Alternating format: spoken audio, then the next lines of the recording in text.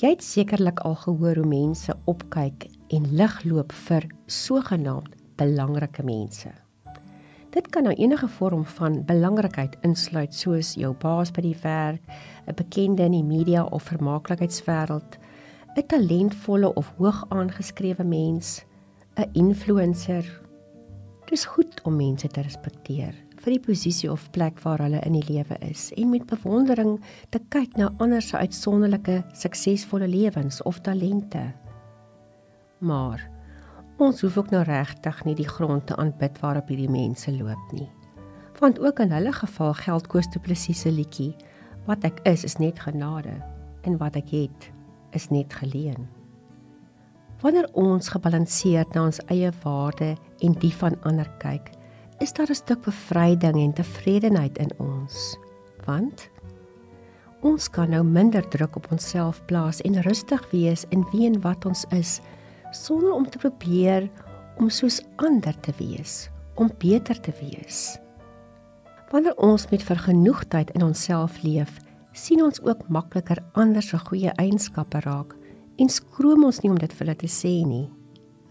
Mense waardeer nederigheid en empatie en voel baie meer aangetrokke en gemaklik met sulke mense. Daarom het nederige mense dikwels sterker en baie meer betekenisvolle verhoudings.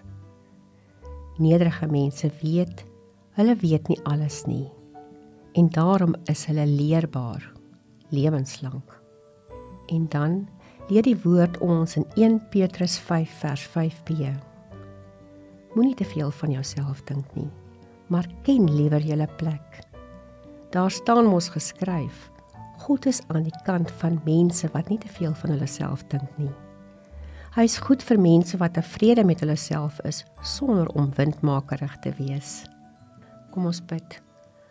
Vader van harte, ek besef vandag dat ek dikwels myself met ander vergelyk en wonder waar ek nou op die skaal van aansien en belangrikheid lê.